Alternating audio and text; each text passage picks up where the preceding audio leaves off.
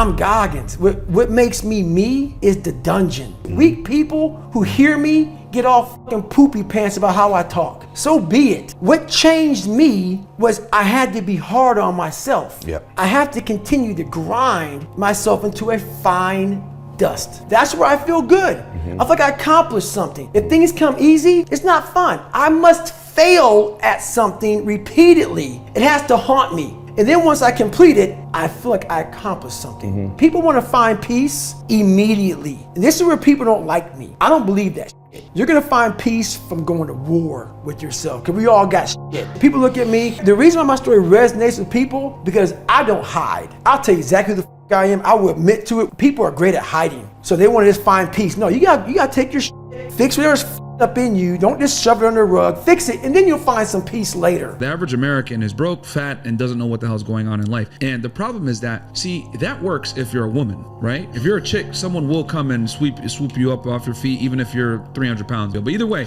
you might get swept up. But as a man, you can't afford to be mediocre and incompetent. As a woman, you can be. So what I'm saying is, like, that mind-numbing, stupid content, that's okay for girls to be on TikTok all day doing that. But you can't afford to do that as a man. True. You really have to have your stuff together, because no one's gonna come and save you as a man. What I have learned is love is not enough. Love is not enough for a long-term, committed, healthy relationship to fully work. And I think we've been told our whole life love is all you need. And it's just, for me, not true. What else do you need? Values, vision, and lifestyle, personally. I think we've just gone ridiculously soft. I think we're now breeding a generation who are encouraged to think there's no such thing as a loss. You know, in schools now, you can't not win. You get a participation prize. Everyone's a winner. But the real world, as we all know, is not like that. The real world is about winning and losing. Everyone in this room has won and lost. Business deals, TV shows, some work, some don't. You have to go through failure, I think, to be any good. I've learned far more from failure than I've ever done from success. What are we doing when all our kids just win all the time, or think they do? They come 25th in a race and they get a medal. Why? Why do we give them a medal? I don't give my kids a medal when they come 25th. I go, what the hell did you come 25th? I think the best way to prove your value is to work,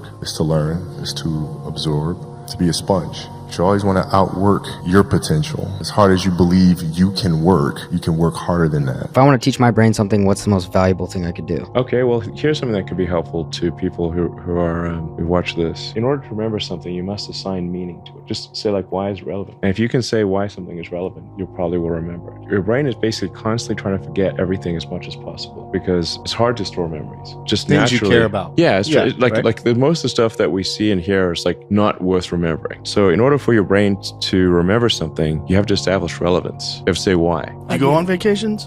No. Never? No. Well, I have resets, but my resets are like, I call them aid stations, mental aid stations. So when you're going hard and you grind all the time, I'm in the shower, it's a mental aid station. I don't think about shit.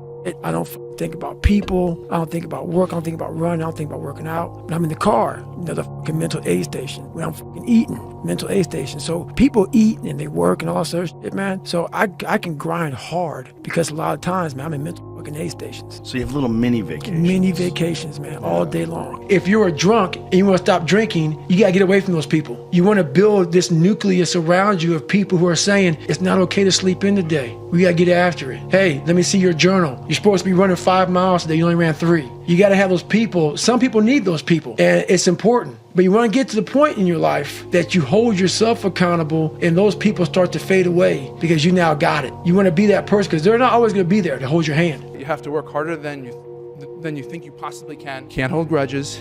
It's hard, but you can't hold grudges. And it doesn't matter how you get knocked down in life, because that's going to happen.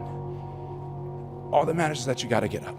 People go, what's your biggest fear in life? Let's just play a game with me. Let's say you're God, and we have a big fucking long line of people, and I made it to heaven. I'm 75 years old. I'm 300 pounds. I made it to heaven. I worked for Ecolab my entire life, spraying for cockroaches. That's what I did. You're judging us all now. So we're in line. We're all sitting there in line, and I'm next in line, David Goggins. I see my name, and I see all this shit, and God goes, hey, read this, man. And I'm reading this list, and I'm seeing 182 pounds, Navy SEAL, Ranger School, motivational speaker, changing lives. And I'm like, that's not me, man. And God looks at me and says, that's who you were supposed to be. So I want to impress whatever the is up there, whatever's going on in life. I want to go up there and not have anything left on the table. I want to drain my soul of every bit of person I am. My father could have been a great comedian, but he didn't believe that that was possible for him. And so he made a conservative choice. Instead, he got a safe job as an accountant. And when I was 12 years old, he was let go from that safe job, and our family had to do whatever we could to survive. I learned many great lessons from my father, not the least of which was that you can fail at what you don't want. So you might as well take a chance on doing what you love. Maybe I have that inside of me and I've just never summoned it. Right. And I'll tell you this, I started really realizing that when I started overcoming myself, I started getting around these real alpha males, these hard men. I always put people way above me when I was growing up. Like, my God, they had to have a lot more than me to get to where they're at. And a lot of them did. But once you get around the best of the best of the best people, you can kind of start breaking them down and realizing, man, you're just as as me. Like we all have, but all you did was you hit it better. Your upbringing, your mom and dad, your society, the way you were raised, it hit it better than mine. You weren't the only black kid, or there was like 5 in a school. I can't hide. Going through buds, I was the only black kid. You can't hide. But I started realizing just because I look different than you, a lot of you can't hide either. So it started giving me courage to watching people that we all have a story. We all have a jacked up life in one way or another. Some of us don't have the guts to talk about it though. And that's where I found the guts to talk about mine. This is the real deal. That's how you self-help. You self-help by people who've done it, and you learn what they did, and you realize there's no shortcuts. Right. And then you learn to embrace that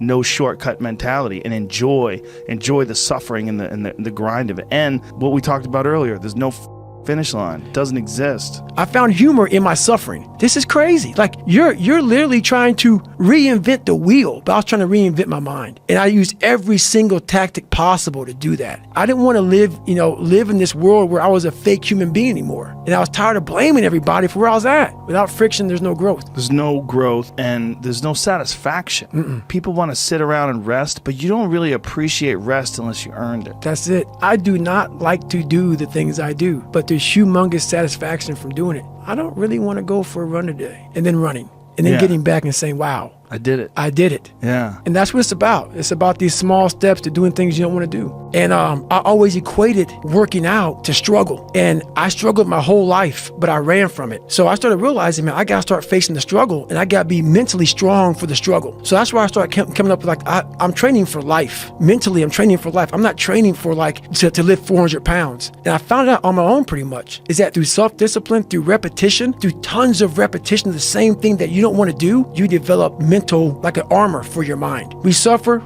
every day. It's what we do. We do stuff that sucks every day. So then when the suck stuff comes, you're ready for it. People don't want to go in deep, man. All the answers are inside of you. The most powerful thing we have is our brain, is our mind. And we don't use it anymore. Everything has to be so quick. Yeah, you use your mind when it comes to certain things, right? But what you're saying is you don't use your mind when it comes to enduring. Exactly. Let me Google how to suffer. No. That ain't gonna be in there, brother. No answer. That ain't gonna be in there.